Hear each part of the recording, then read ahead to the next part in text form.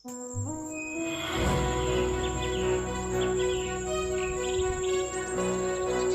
semua, jumpa kembali dengan saya di sini di channel The History. Kali ini saya akan membahas tentang sejarah Kerajaan Samudra Pasai, kerajaan Islam pertama di Nusantara. Sebelum lanjut ke videonya, pencet dulu tombol like dan subscribe-nya ya guys. 1, 2, 3. Oke, terima kasih.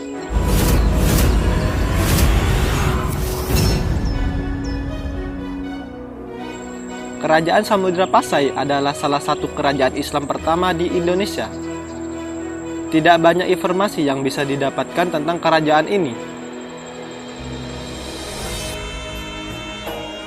Satu-satunya yang diperoleh oleh para arkeolog berdasarkan literatur hikayat Raja-Raja Pasai, dan ini dikaitkan dengan beberapa makam raja serta penemuan koin berbahan emas dan perak dengan tertera nama rajanya. Kerajaan Samudra Pasai dikenal juga dengan nama Kerajaan Samudra Darussalam atau Kesultanan Pasai. Kerajaan ini terletak di pesisir Pulau Sumatera atau pesisirnya di kota Lok Sumawe dan Aceh Utara, Provinsi Aceh. Awal berdiri, Kerajaan Samudra Pasai didirikan oleh Nazimuddin Al-Kamil pada abad ke-13. Nazimuddin Al-Kamil adalah seorang laksamana laut dari Mesir.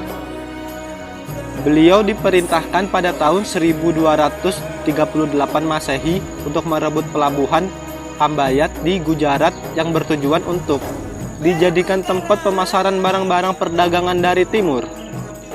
Nazimuddin Al-Kamil juga mendirikan satu kerajaan di Pulau Sumatera bagian utara.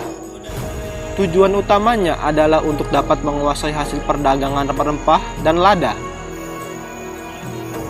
Beliau mengangkat Marasilu sebagai Raja Pasai pertama. Setelah naik tahta, Marasilu berganti nama dan bergelar Sultan Malik As-Saleh. Masa akhir pemerintahan Sultan Malik As-Saleh sampai beliau wafat pada tahun 696 Hijriah atau 1297 Masehi. Selama masa pemerintahan Sultan Malik As-Saleh, Sultan menikah dengan putri dari kerajaan Perlak, yaitu Gangang Sari. Dari pernikahan tersebut lahirlah Sultan Malik Az-Zahir I. Pada masa pemerintahan Sultan Malik Az-Zahir ini, kerajaan mengalami masa keemasan. Sultan Malik Al-Zahir memperkenalkan pertama kali penggunaan emas di lingkungan kerajaan. Hal inilah yang mengakibatkan Kerajaan Samudra Pasai menjadi pusat perdagangan terbesar di Sumatera pada saat itu. Kerajaan juga menjadi terkenal sebagai tempat penyebaran agama Islam.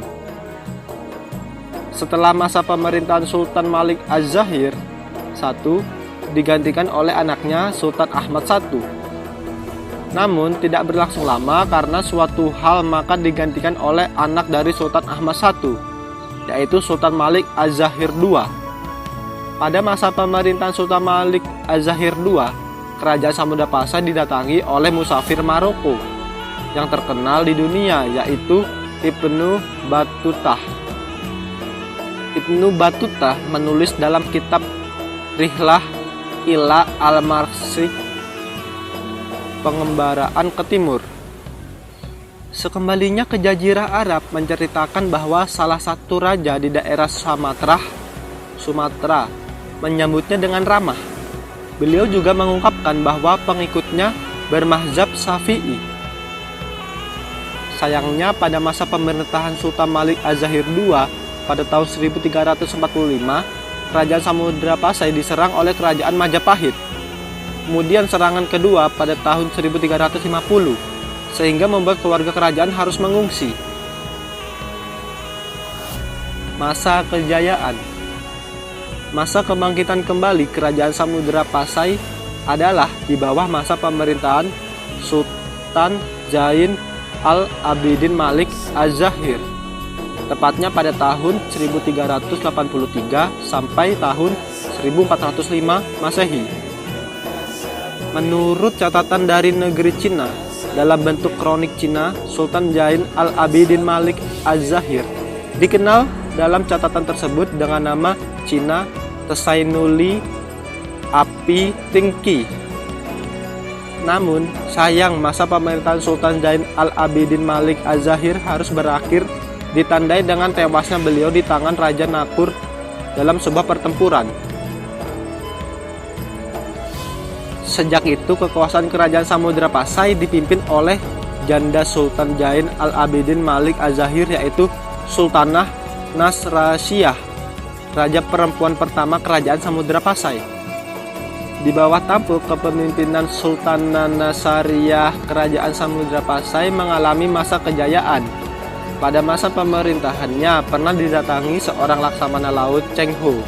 Armada Cheng Ho berkunjung berkali-kali ke kerajaan Samudra Pasai, antaranya tahun 1405, 1408, 1412. Cheng Ho dalam laporannya yang ditulis oleh pembantunya seperti Ma Huan dan Fei Qin, dalam catatannya menuliskan bahwa batas wilayah kerajaan Samudra Pasai adalah sebuah selatan dan timur terdapat pegunungan tinggi. Sebelah timur berbatasan dengan kerajaan Aru, utara dengan laut, dan dua kerajaan di sebelah barat yaitu kerajaan Nakur dan kerajaan Lide.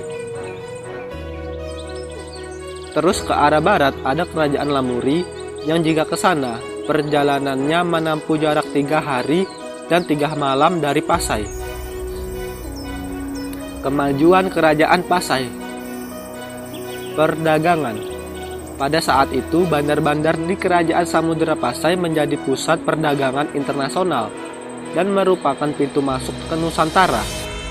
Hubungan baik dengan kerajaan Malaka, yang saat itu ramai sebagai pusat perdagangan dunia, membuat kerajaan Samudra Pasai sebagai pelabuhan yang maju. Pelayaran. Berada dekat dengan pesisir pantai, kerajaan Samudra Pasai menjadi kerajaan maritim yang kuat. Pelayaran keluar masuk di kerajaan Samudra Pasai menjadi ramai. Hal ini ditunjang juga dengan mayoritas penduduk kerajaan berprofesi sebagai nelayan. Perekonomian. Di bidang ekonomi, kerajaan Samudra Pasai mendapat kemajuan yang pesat. Koin emas sebagai alat pertukaran, ditambah pelayaran dan perdagangan yang pesat, membuat kerajaan ini terkenal kaya dan makmur. Saat itu kerajaan menjadi pemasok lada yang terkenal untuk dunia.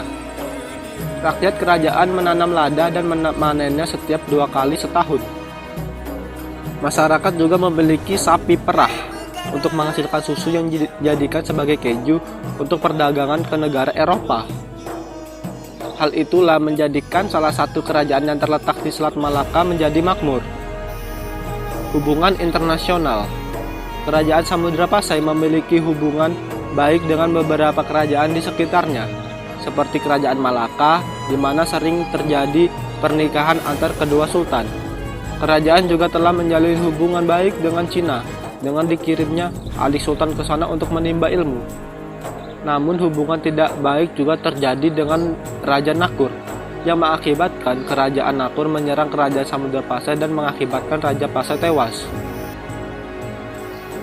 Masa keruntuhan. Runtuhnya kerajaan Samudra Pasai ini diakibatkan beberapa pengaruh internal dan eksternal. Internal kerajaan sebelum masa keruntuhan sering terlibat pertikaian antar keluarga kerajaan. Perebutan kekuasaan dan jabatan kerap terjadi. Perang saudara dan pemberontakan tidak bisa dihindari. Bahkan raja saat itu meminta bantuan kepada Raja Malaka untuk meredam pemberontakan. Namun tidak urung terjadi karena pada tahun 1511 kerajaan Malaka jatuh ke tangan Portugal. 10 tahun kemudian, tepatnya 1521, Portugal menyerang kerajaan Samudra Pasai dan runtuhlah kerajaan itu, tetapi bibit kerajaan masih ada sehingga tahun 1524 kerajaan Samudra Pasai menjadi bagian dari Kesultanan Aceh. Peninggalan kerajaan Samudra Pasai. Ada banyak sekali peninggalan kerajaan Samudra Pasai yang masih dapat kita temui di sekitaran kota Lok Sumawe serta Aceh Utara. Kerajaan yang didirikan oleh Marasilu dengan gelar Sultan Malik As-Saleh, kesultanan ini dibangun pada tahun 1267. Tetapi sayangnya kerajaan Pasai pada tahun 1521 pada akhirnya runtuh setelah serangan dari Portugal. 1. Berikut ini adalah peninggalan-peninggalan kerajaan Samudra Pasai. 1. Cakradoya. 1. Cakradonya. Cakradonya, satu lonceng yang berupa stupa buatan negeri Cina pada tahun 1405 Masehi. Ukurannya setinggi 125 cm dan lebarnya 75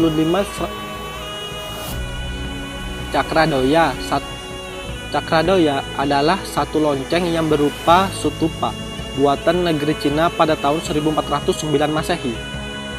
Ukurannya setinggi 125 cm dan lebarnya 75 cm.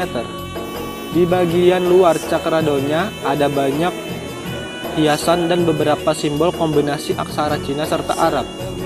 Aksara Cina bertuliskan Sing Fang Nip Tong Jut At Yat Cho, sedangkan aksara Arab telah tak terbaca lagi.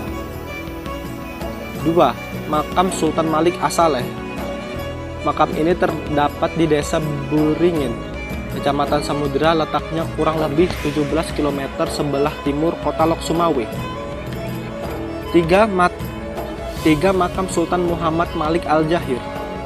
Malik Al-Jahir yaitu putra dari Malik As-Saleh yang memimpin Kesultanan Samudra Pasai pada tahun 1287 hingga 1326 Masehi. Letaknya makam ini bersebelahan dengan makam ayahnya, Malik As-Saleh. 4. Makam Tengku Sidi Abdullah Tajul Nilah. Makam ini merupakan peninggalan dari dinasti Abbasiyah serta beliau adalah cicit dari Khalifah Al-Mu'tasyir. Tengku Sidi memangku jabatan Menteri Keuangan di Samudra Pasai. Makam ini terdapat di Gampong Kuta Kerung. Batu nisannya terbuat dari marmer dihiasi kaligrafi. 5. Makam Tengku Peut Pelot Piut. Terdapat sebuah kompleks yang ada makam 44 orang ulama dari Kesultanan Samudra Pasai yang dibunuh karena mengharamkan pernikahan raja dengan putri kandungnya. Makam ini terdapat di Gampong Birih, Kecamatan Samudra. Pada nisan itu juga bertuliskan kaligrafi surat Al-Imran ayat 18. Makam Ratu Al-Aqlu Nur Ilah, yaitu putri Sultan Muhammad Malikul Dahir. Makam ini terdapat di Gampong Meuje Tejuh, Kecamatan Matangkuli. Batu nisannya berhiaskan kaligrafi berbahasa Kawi serta Arab. Stempel Kerajaan Samudra Pasai. Stempel ini diduga milik Sultan Muhammad Malikul Dahir oleh peneliti sejarah kerajaan Islam. Ditemukan di desa Kutakerung, Kecamatan Samudra, Kabupaten Aceh Utara. Ketika ditemukan, stempel dalam kondisi patah di bagian gagang.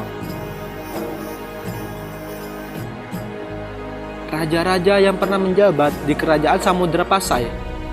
Berikut ini adalah 7 raja yang pernah menjabat di Kerajaan Samudra Pasai.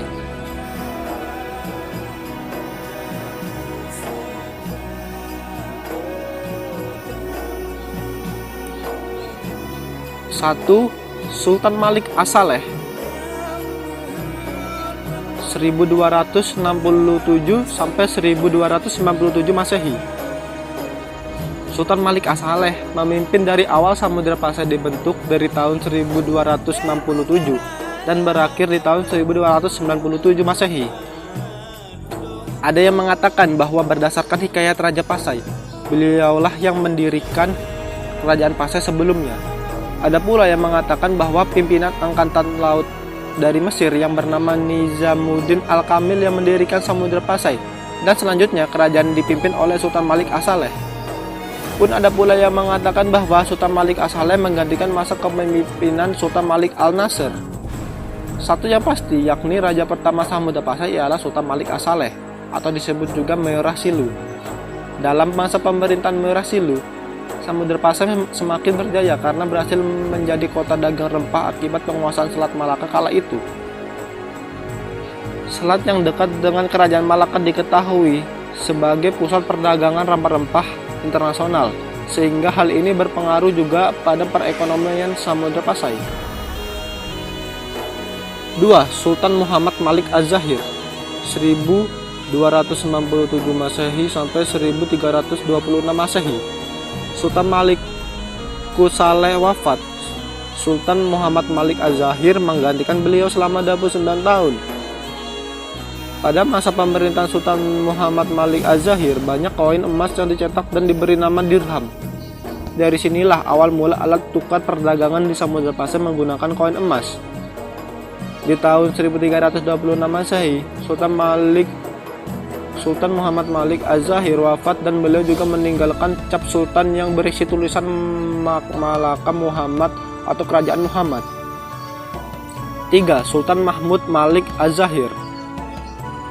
Sultan berikutnya adalah Sultan Mahmud Malik Az-Zahir yang berlanjut takhta dari tahun 1326 Masehi hingga 1345 Masehi. Beliau dapat berbahasa Arab secara lancar dan merupakan raja yang taat beribadah. Dalam masa pemerintahannya, banyak pedagang asing dari India dan Cina yang sering berkunjung untuk membeli rempah-rempah di Samudra Pasai. Karena hal inilah pada masa pemerintahan Sultan Mahmud Malik Az-Zahir sering ditemui barang-barang Cina yang dapat dibeli di Samudra Pasai tanpa harus berlayar ke Cina. Selain itu, Sultan Mahmud Malik Az-Zahir merupakan panglima perang yang handal karena sudah menaklukkan berbagai daerah di sekitaran kerajaan. Berkat kegigihan untuk memajukan Samudra Pasai di bawah pemerintahannya, tak heran jika Sultan Mahmud Malik Az-Zahir sangat dihormati oleh rakyatnya.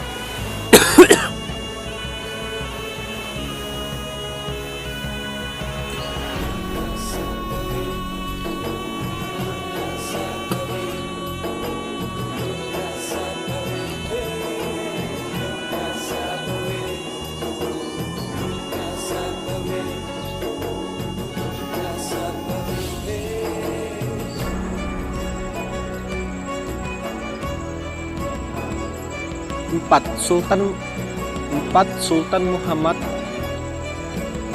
Sultan Ahmad Az-Zahir 1346 sampai 1383 Masehi. Sultan Ahmad Malik Az-Zahir merupakan penerus berikutnya dan putra dari Sultan Mahmud Malik Az-Zahir. Sultan Ahmad Malik Az-Zahir memimpin Samudra Pasai dari tahun 1346.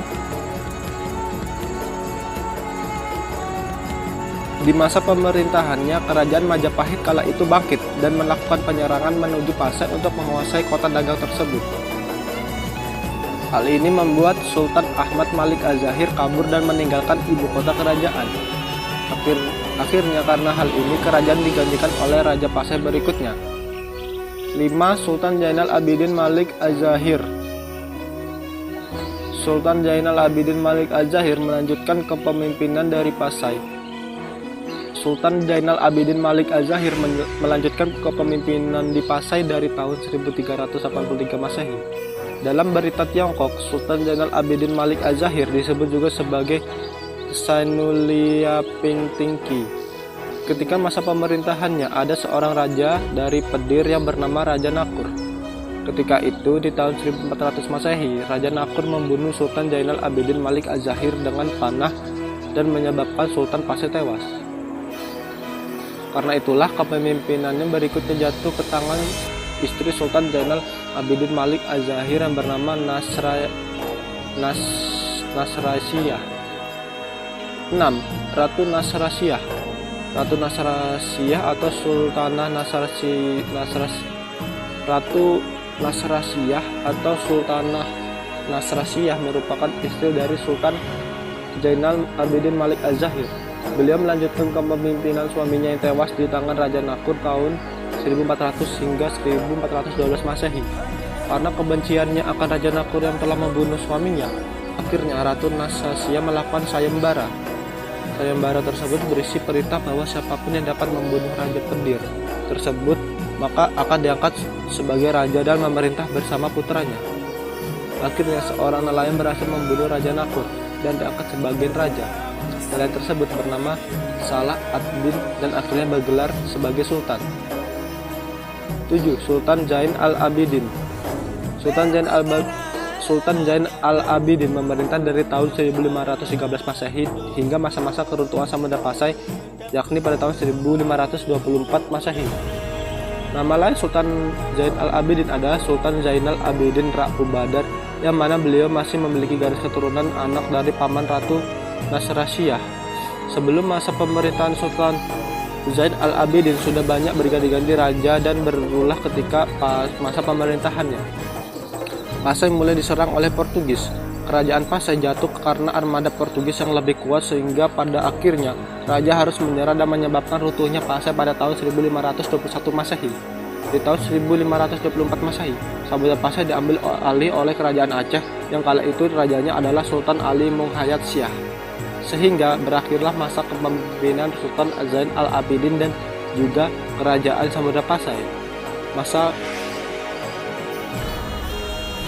Oke guys, itulah tadi sejarah tentang kerajaan Samudra Pasai, kerajaan Islam pertama di Nusantara. Jika kalian suka, jangan lupa pencet tombol like, share, komen, dan subscribe. Oke, thank you for watching, stay safe and goodbye.